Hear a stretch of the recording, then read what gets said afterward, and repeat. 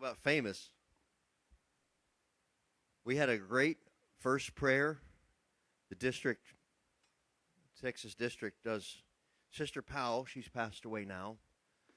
She was our prayer coordinator for the Texas district years ago, and she set up this thing called First Prayer. So the first Friday of every year, we all go to Lufkin and pray together, and all the department heads pray. Brother Story gives a keynote address. But we had a great turnout, great time of fellowship and connection with the Lord. Prayed for all of the ministries, the North American Missions and youth and Sunday school, all that. I forget where I was actually online. I didn't realize that. I would have been more nervous if I had known, but thankful I didn't know. I was nervous enough, just the people that were there. All the, everybody, all the pastors and ministers are invited, but most of the people that were there were department leaders and presbyters, I don't know, dignitaries. Anyway, he said I was famous. I don't know. I may have been famous. Everybody knew me there. Annie knew me. She was watching at home, and she saw Lily. Lily was part of the praise team, and she said, "Mama, why's Lolo at that other church?" And she was not about that. And then she saw me get up, and she says, "Why is Papa at that other church? Are they coming back?" And she was not happy. So we had to talk her off the ledge afterwards. Happy New Year, everybody. Happy New Year. You know, that phrase or that statement doesn't get as much pushback as Merry Christmas. I'm talking about like in the church. A lot of people are so against the Christmas thing. We talked about that. But David Bernard, he put on his Facebook page, Merry Christmas. And during the Christmas last month, and he got berated, People were so upset that he was celebrating that pagan holiday. And so he rebutted and he put the thing in there. If you want to celebrate, go ahead. If you don't. I used some of his theology, I guess, when we were talking about that in here. But anyway, so he put on his Facebook page, Happy New Year. And then he said this. He said in quotes, he said, to all of those who wish to receive it. And he said, so that no one has to work today, I am going to post my own critical comment and response below. So in other words, save your breath. And so he commented below. He said, yes, I get it. Actually, every day is the same. Time does march on the same every day. This day is no different than any. I know that. It is subjected to opinion to say that one day is the beginning of a new year. Yes, that's true. No, the Bible doesn't teach us to celebrate January 1st as New Year's Day. Nope, it doesn't. No, the early church didn't celebrate January 1st as New Year's Day. Yes, based on the Old Testament, the Jews celebrated Rosh Hashanah in late summer, early autumn as New Year's Day. Yes, the ancient Romans as pagans established January 1st as New Year's Day. Yes, January 1st is named after the Roman god Janus. Yes, many people celebrate New Year's Day with drunkenness and debauchery, and we don't want to be associated with such non-Christian practices. Yes. In short, if you don't want to celebrate January 1st as New Year's Day, that's okay. If you want to work on that day, that's okay. If you don't want to celebrate any day, that's okay. However, it is a good practice periodically to set aside time to examine ourselves and make new commitments, to plan ahead, and to make a fresh start. These are good life principles that don't violate God's word. Finally, if you don't celebrate New Year's Day because weak Christians or unbelievers may think that you are endorsing paganism and so turn away from Jesus Christ, then I respect your decision to do that. At the same time, we are Christians set free from paganism by Jesus Christ. And we have Christian liberties to celebrate any day as long as we do it unto the Lord. And he said, read Romans chapter 14 if you want to find out more about that. While we shouldn't conform to any cultural teachings that violate God's word, we are free to follow our culture in matters that don't violate God's word. While many aspects of human cultures have pagan origins, we can divorce those elements from their previous pagan connotations. Then we can appropriate them into our daily lives, including food, clothing, holidays, days of the week, months, planets, and personal names. If you think about it, he says in the book of Daniel, Hananiah, Mishael, Azariah accepted their pagan names as Shadrach, Meshach, and Abednego. Although these names originally honored pagan gods, everyone knew that these men served the living God. And we aren't bound or defined by non-Christian or pre-Christian connotations, but we can be redeemed and transform morally neutrally. We can redeem, and transform morally neutral things for our use as Christians. If you want to celebrate New Year's Day, Mother's Day, Father's Day, Memorial Day, 4th of July, and Thanksgiving, feel free to do so. If you don't want to celebrate those days, then feel free not to do so. Praise God. And if you wish to receive it, then Happy New Year. It seems crazy that we would have to, a lot of work, just to say Happy New Year or Merry Christmas. But, he's just basically saying, and this is what we said about Christmas. If you want to celebrate Christmas, there's room in the body of Christ for people who do and people who don't. And if you don't, I respect you to don't. But if you do, I respect to do. And I don't think it's a sin to do. But if you have a conviction against something and it causes you to have problems and feels like, hey, this is something that's causing me to be separated from God in my holiness and my relationship with him, and I feel like I'm violating something between me and God, maybe there's a vow that you made with God within your spirit, then absolutely, you need to follow that and support that 100%. All right, so today, Happy New Year. And for those of you, I said all that to say that. And if you're like, oh, I'm going to walk out because, you said this. But it's okay. You can go. It's fine. I won't be upset. Lock the doors. But today is a day that we can, not today, but what was that, Wednesday. Boy, that was weird having church at midnight. Forgot what day it was for the rest of the week. Anybody else? I was like, I don't even know what day it is. That's good. I forgot. Because we were like, wait a second, we had church on Tuesday. But no, it was Wednesday when we were still here Wednesday. So it's odd having church that goes 2 days.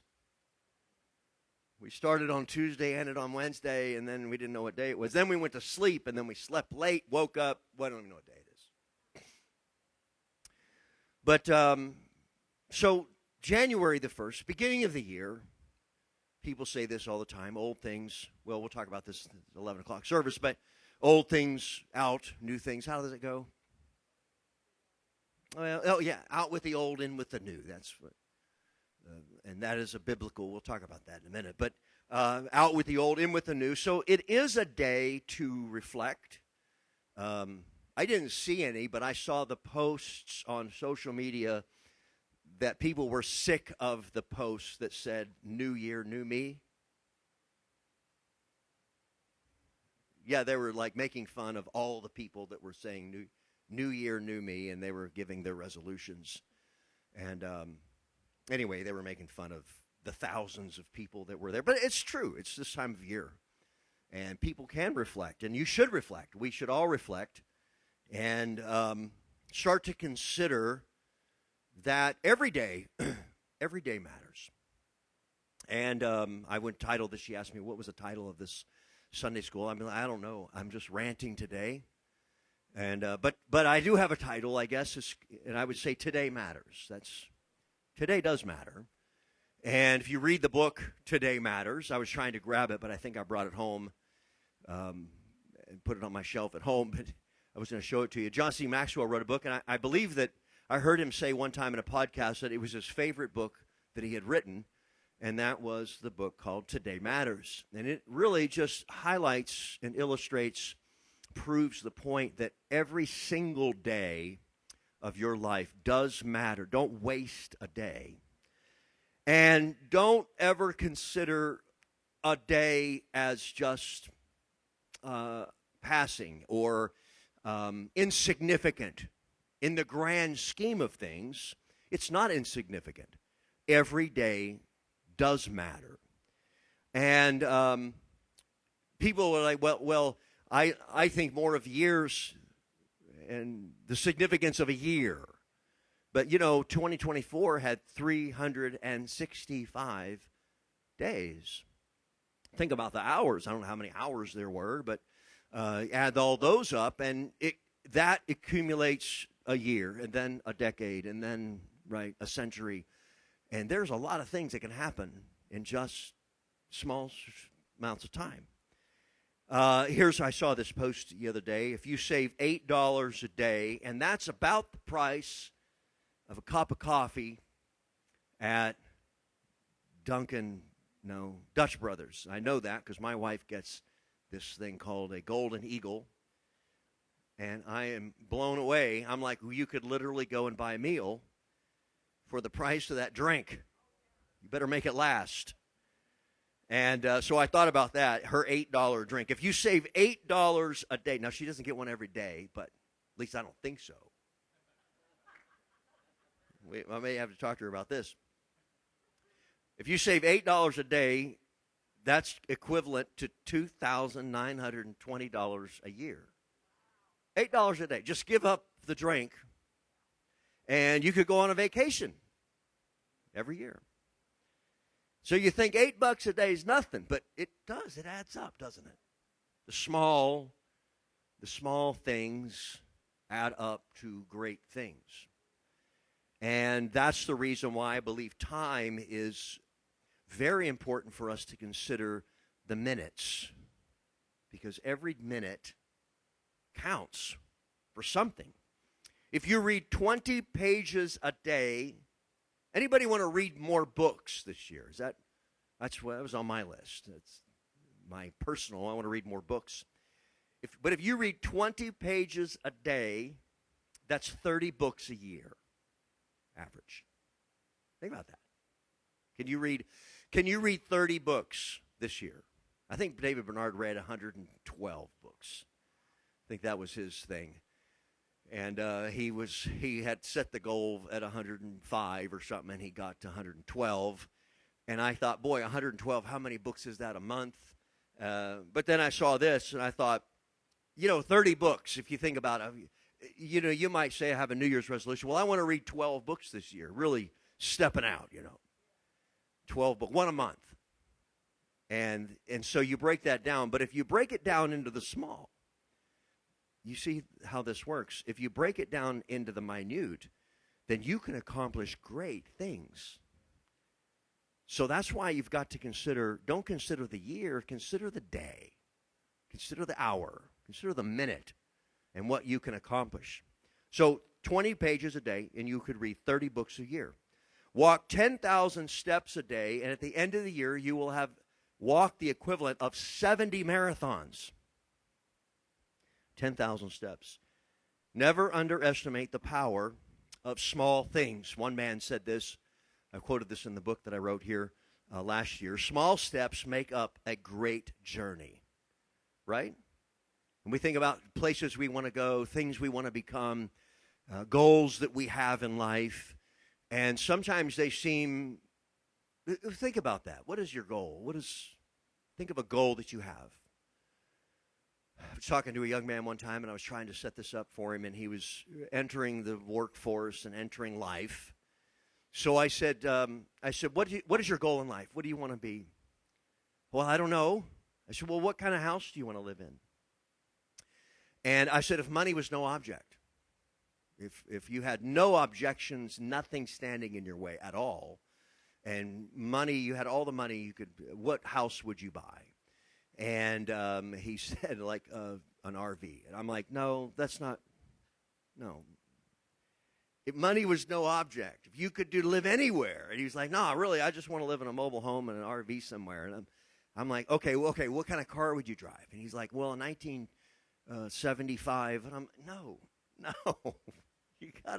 you need to set your dreams a little higher because you don't need to be very successful to live in an RV or to drive a 1975. Well, 75 anymore. It's a pretty nice vehicle. You're probably worth a lot of money.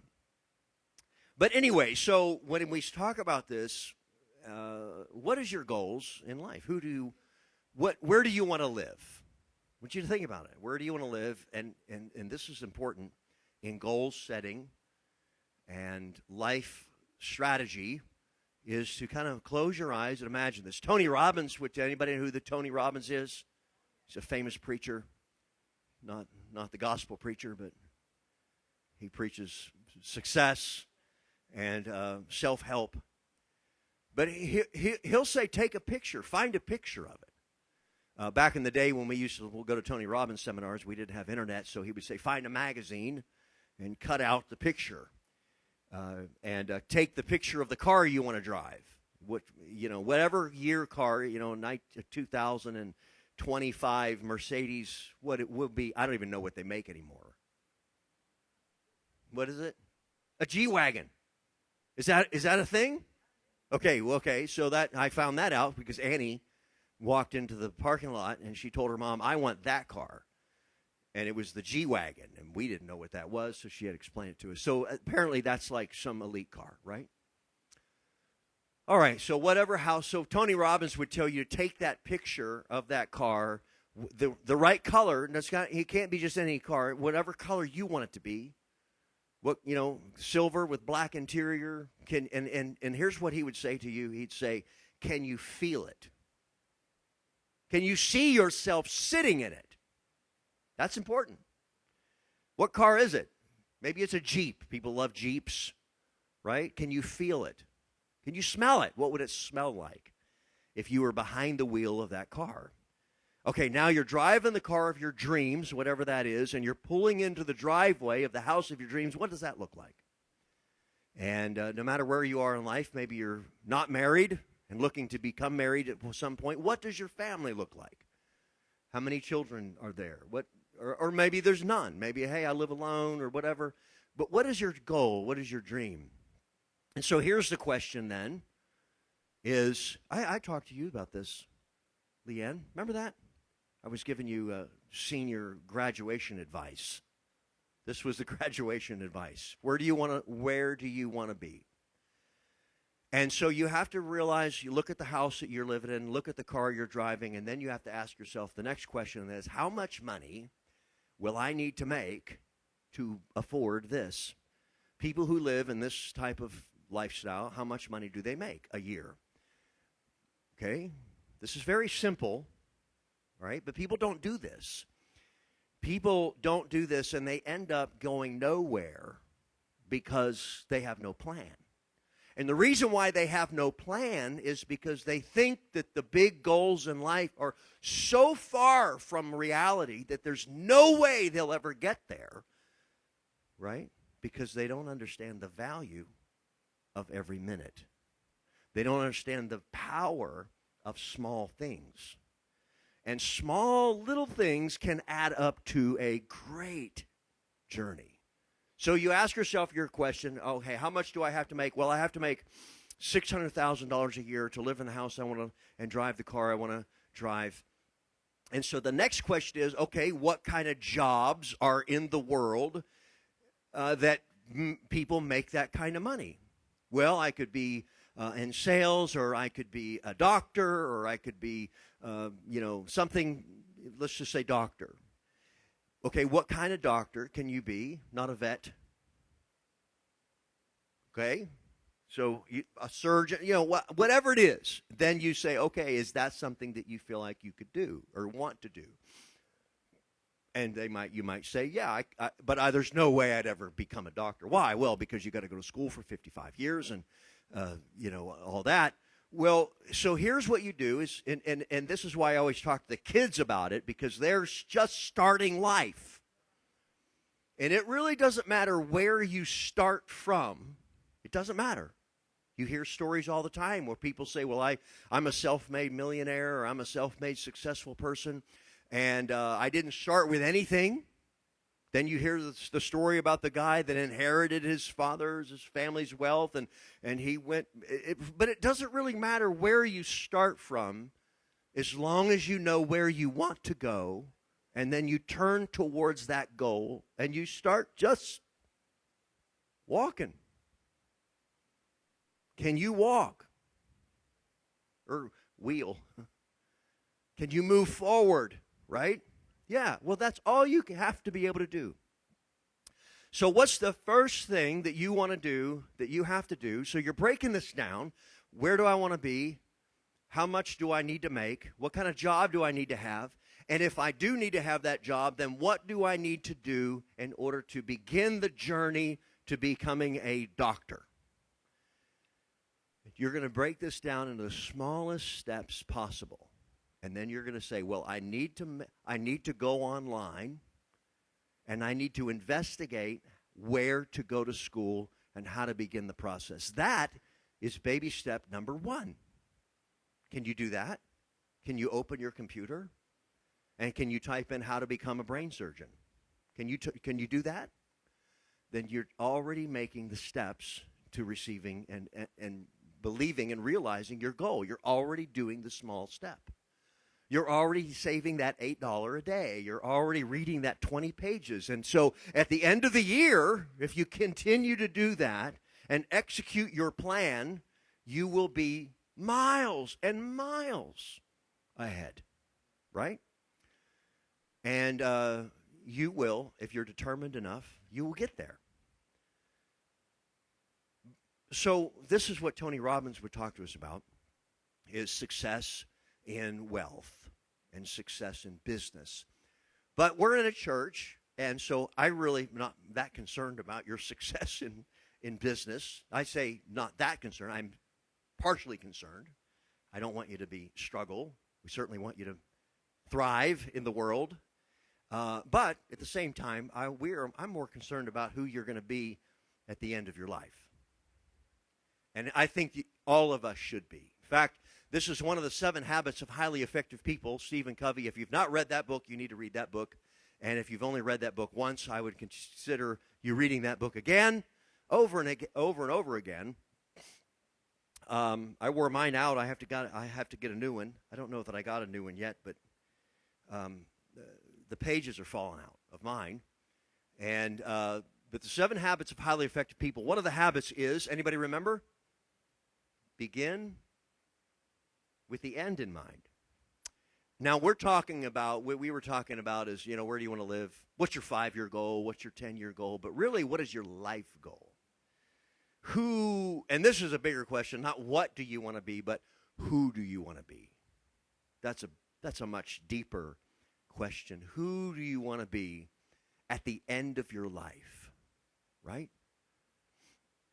I want you to think about, no matter where you are in life, if you're a young person, these are really, really hard to wrap your mind around because, well, when you're young, you're always going to be young, right?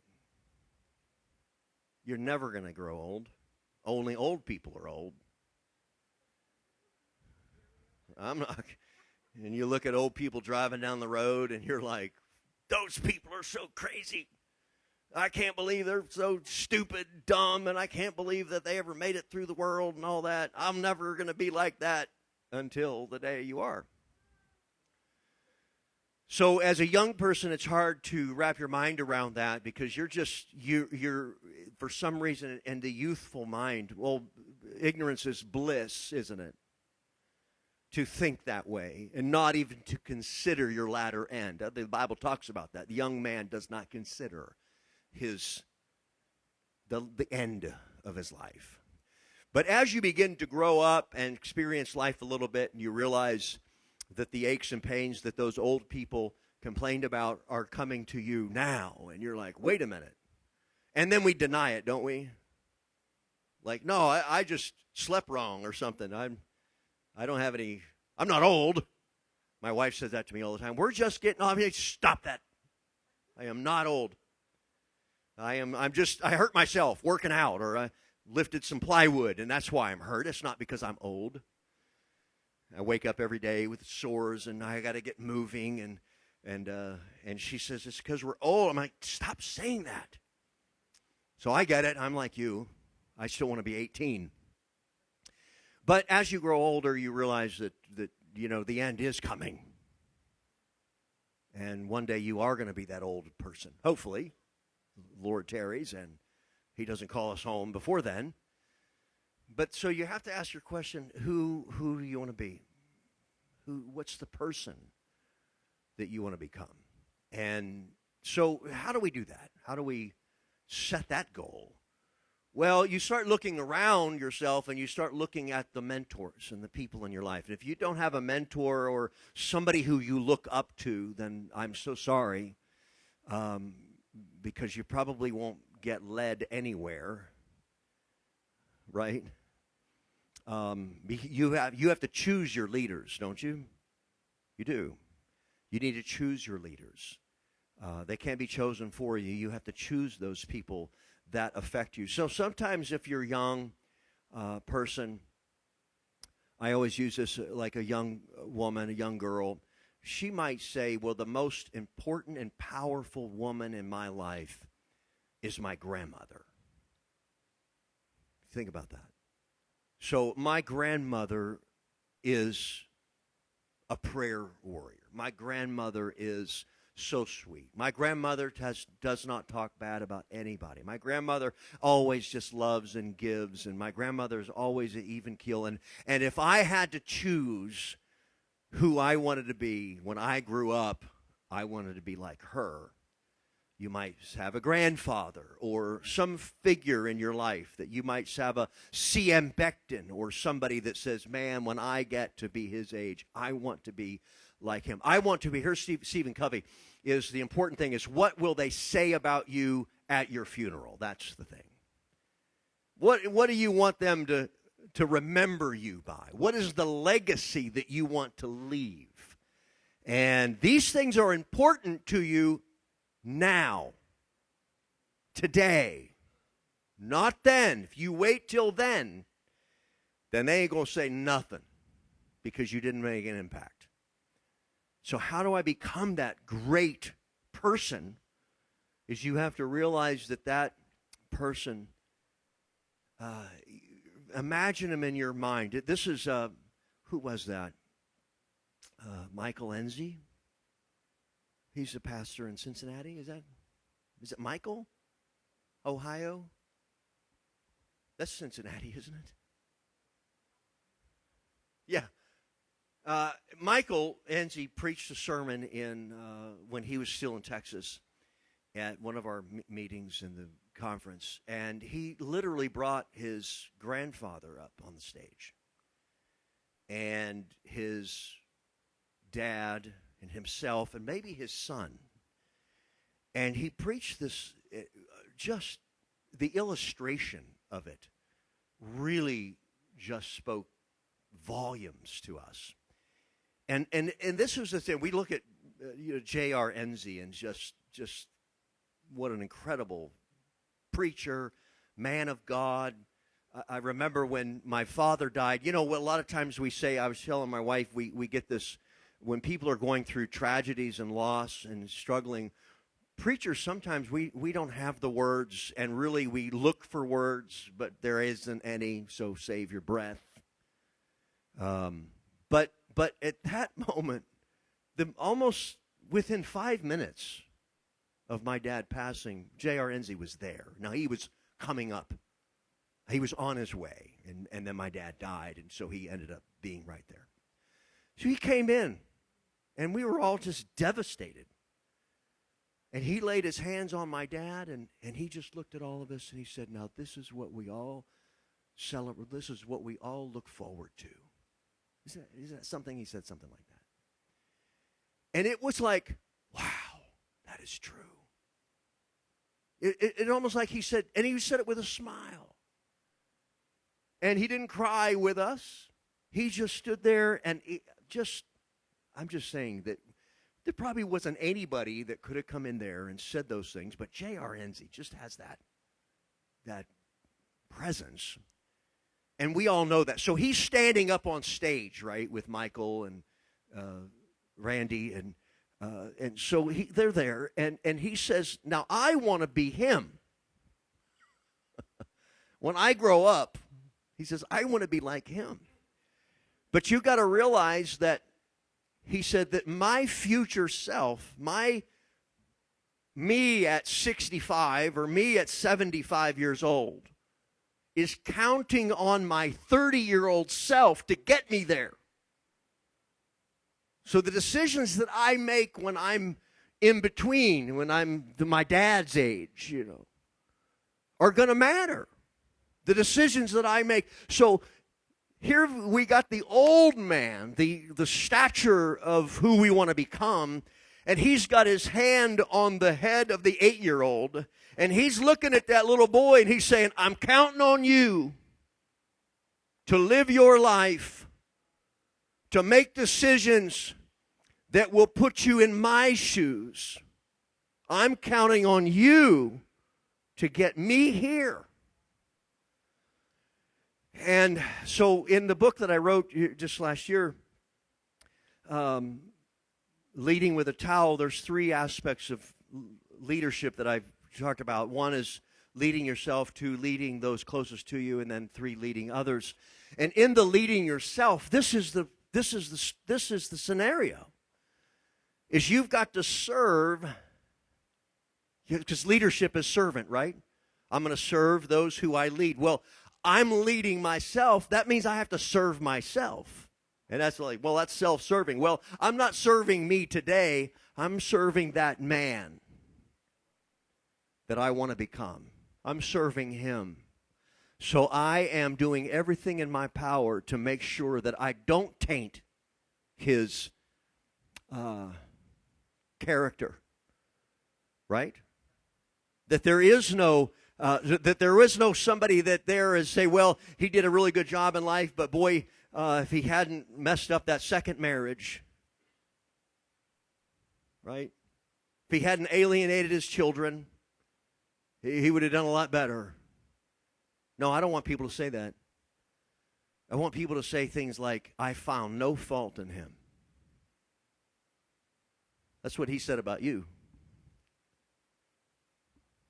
When you started coming to our church, I said, Sister Tanya Cooper, she's coming to our church, and he looked up, and he said, brother, he put his hand on my shoulder, he said, I find no fault in her. I'll never forget that. I thought, wow, that is something. Somebody would say something like that about somebody else. I'd pray somebody say that about me. They can't, but I wish they could. But that's so today matters. The decisions you make today matter in the long run. So you got to consider yourself, if I want to be that person, what makes him or her who they are? Well, maybe their relationship with God makes them who they are to you. And if that's so, then you got to say, well, what did they do in their life to get where they are? Well, they never missed church. These are simple things, but they add up, don't they? They served in the Sunday school and for the years, and then they served in this aspect, and they served there, and they were always around. And that Sister Silva is one. It doesn't matter what we're doing; she's there. Even if she can't walk, she's going to be. Hey, I'm here for outreach. I'm here to knock doors. I'm here to whatever. And so, people who are looking at her in her life, I would encourage them to say, "Hey, you know what? Just do what she did. It's not rocket science." We've tried it. We make it so complicated. We look at people and we look at their lives and we look at how great they are and we think, well, I'll never become that. Well, not today. No.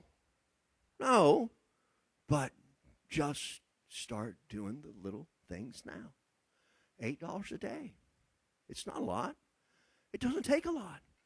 Well, she gets up and she prays and she reads her Bible. Well, when she was 25, what did she do? Well, she was busy. She was a young mom, and she didn't spend all that time. But what she did do when she was 25, because I asked her, that's what you need to do, is she had Bible study with her children. And Grandma, could you really pray really good when you had 4 kids running? Not really, but I would try. I'd sit down for 5 minutes and, either I'd fall asleep or they'd be crawling all over me, whatever. Did you really ever feel like you got a hold? No, but I just still put the time in. Young mothers, they say, well, I don't know how I'll ever get there. I can't even, every time I kneel to pray and my kids are crawling all over me. I forget somebody literally said that. Which mother didn't say that? Like, I can't ever get a hold of God. I can't ever pray in tongues. I can't ever find a place because I'm so busy. I'm so wore out. Well, guess what? Your grandma was the same way. So what did she do when she was that age? And so just do it. Just do those things. And it's the small things that'll get you there. So that's the lesson today. Is wherever you want to be, first of all, wherever you want to go in life, you'll never get there if you don't have a goal. And this is how you get to have a goal is great, but then you got to put wheels on your vision. And the way you do that is you get out your calendar. Okay? This is very simple. But if you don't do it, I always liken it like this. Building a house. Anybody ever built a house from scratch?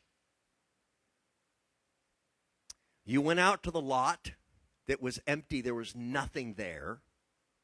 And you saw in your mind's eye a finished house. You have to. That's how you start the process. So that right there is just a pipe dream. It's just a vision. It's just a hope. It's just well, that'd be nice if I could have a house sitting right there. And it could look like this, and it could, whatever. If it was on a lake, you'd probably imagine a bunch of windows in the back, and you'd start thinking about how the architecture and how I kind of like houses with stone and with brick, and I like that house over there. I can imagine that house that I saw on that street. I can imagine it right there. So your dream just began with a thought, just an imagination. But it's not any different than you becoming a doctor or whatever, or successful in life in any manner, because then you just have to say, okay, now what do I have to do? What's the first thing I have to do to make my vision a reality? Because I'll tell you that you have to put faith in the system, because every single house that you see, every single home that you see began just like that. Some builder, I don't care if he's building 1,000 homes. He looked at a whole bunch of lots, and he says, okay, this community, I'm going to build this price range of house, and it's going to have, gables and what, and we'll build them from here. And it all began with just an imagination. And then you have to go all the way back down to the very beginning, and you say, okay, so here's what you have to do. The first thing, in order to realize this, and a lot of times it's easier to back down from it. Did anybody ever do a maze? You do the mazes on a paper, the newspapers, they used to have little mazes. Well, what's the fastest way to figure a maze out? Start at the end, work backwards. Same way with your goal. I've got a vision, I got a house, so the first thing the last thing I'm gonna do is I'm gonna put the locks on the door. I'm going to put the locks on the door. Before that, maybe the stage before that, I'm going to put carpet, or I'm going to clean it. I'm going to get it cleaned, and then I'm going to put carpet in it. And you could just back down from there. You could just walk through a finished house, and you go, okay, I'm going to have to put carpet. I'm going to have to put doors on. I'm going to have to put sheetrock on the wall. I'm going to have to put wiring in. And so then you just formulate a plan to say, okay, I can't put the wiring in after the sheetrock. I know that much. You got to put it in before the walls go up, right? You with me? It can really become, people look at houses, they go, I don't even know how they ever do that. It's not hard. You just back down from it, and then that's your plan. You got your goal, you back down from it. Every step, as minor as it can be, every step. The knobs on the cabinet have to go on. I'm going to put down every step. I'm going to write every step down that I can think of, and then I'm going to try to put them in some kind of an order that I think they might go, and then I'm going to find myself all the way at the very beginning to where I am now, and I'm going to say, okay, what do I need to do? Well, first thing I'm going to do is I'm going to call the architect and start the process of designing this house to get it from here to a piece of paper. I'm going to pick up the phone and I'm going to call an architect. And you're like, well, I don't know an architect to call. Well, then Google it, right? That's your first step. Put it on Facebook. I'm looking for an architect. Somebody recommend me an architect. Okay, that's step number one. And you might think, that's so insignificant. It's so minor. I have not accomplished anything. But you have. If you just began the journey, then you're one step closer. You're another $8 to your trip to, you see what I'm saying? The small things add up. And that's how they do it. That's how they build a house. They do it one phone call, one little thing, small thing at a time. They drill the cabinet. They drill the hole in the cabinet. We were building houses here in Montgomery years ago, and we were building houses. No, we weren't. We were tearing down houses and rebuilding them. We would tear them down, move them, and then put them on our lot here in Montgomery and rebuild them. And I had never done that before. We'd done remodeling with my dad, but I'd never moved a house. And so our first one, we did it. And I remember one of our inspectors that I used to work with in the Woodlands, he was actually, I think, the mayor at the time here in Montgomery, and he came to the house where I was working. Now, I'm 24 maybe years old. I'm just a kid. And I've got this project, and it is a huge project. I'm in over my head, okay? But I remember he came in, and he says, so when do you plan on moving in? I mean, it was the roof was off, the thing was in pieces. And I'm there with my tool belt on, just drilling one hole at a time, just trying to figure out this thing out, right? He said, when are you going to be moving in? I said, well, we hope to be moving in 6 months. And he said, you're going to be doing this, and you think you're going to move in 6 months? And I'm like, well, I don't know. It's my goal. Well, I'll never forget, we moved in at 6 months. And it was amazing. It was wow. I was like, wow, we got it done. And so I worked on it.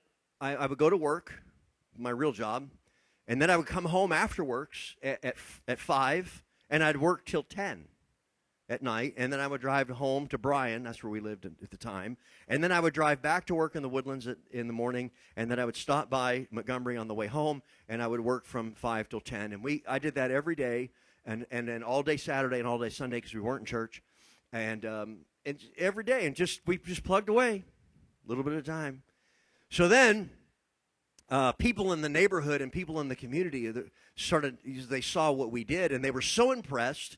And they told me later, they said, you made it look so easy that we thought we could do it. And so one lady, she bought a house. My wife got her into connected. She bought a house, and she tore it down, moved it to right across the street from the one we did. And she's got all of her crews working on it. And then we did another one. We moved one from Cameron, moved it across the street. So I'm working on that one, Harry. And her brother-in-law buys one from the Heights and moves it up there right next door. So we got all this going on right in the little neighborhood right here in Montgomery. And this guy was in his 50s. I mean, he's twice my age, and he's been doing this all of his life or whatever. And here I'm coming home after work, and there's working, piddling a little bit of time. And this guy it's overwhelming him. He is stressed out to the point where it's causing him physical problems. Like he's going to have a heart attack. And so one day, and I never even thought about it. I never thought about it until he asked. He said, how in the world do you do this? How do you get these things done? And I had never thought about it. And so I thought, I don't know. I just show up and work until it's done, and that's it. But that wasn't it. He said, he said, it's so, every time I come here, I see all that has to be done. And I shut down. It's like I can't do anything because there's so much to do. And as he explained it to me, what he was facing, I said, now I get what I don't do that. I have in my mind, when I'm at work in the Woodlands and I'm driving to the job, I have in my mind what I want to get done tonight. That's it. That's it. I want to get the sheetrock hung in that room. That's all I want. I'm not thinking about the roof. I'm not thinking about nothing else. And when so I can get there, and maybe I have to work an extra hour. Maybe I overestimated the time, and it's going to take me a little bit longer, and I might have to stay a little late. But I'm going to get that done. And so when I leave, I feel good. I accomplished. I had a victory, and I feel good about it. So when I come back the next day, I'm thinking, okay, what am I going to tackle today? Well, the next thing is this. But I'm only going to think about that one thing. And I explained that to him. I said, that's how I break this job down into real small, bite-sized pieces. And I celebrate every victory. And he said, wow, that really helps. And he tried it, and he finished the house and all that. So I would say that in the theology, or this, not theology, but the philosophy of Today Matters, is celebrate the small victories. Make those goals bite-sized pieces, small pieces, and then conquer those small things. Like I want to be a doctor, so the first thing I have to do is make a phone call to the community college to see how I can get in to get my whatever. I'm going to set up an appointment with a counselor. Is that hard? No, it's not. And when you do that, celebrate that victory, right? I accomplished. It's great. I'm a winner. All right, so that's how you do that. All right, let's stand. Have church today. God, I pray that you would lead us this day, that you would first of all give us the vision of who you want us to be, and the man or the woman, God, that you have called us to be. Let us see that, Lord, I pray. See ourselves living that life. And then I pray, God, you give us the wisdom and the motivation, the inspiration through your Spirit and through your word to get there. And we give you all praise for it in Jesus' name. Hallelujah.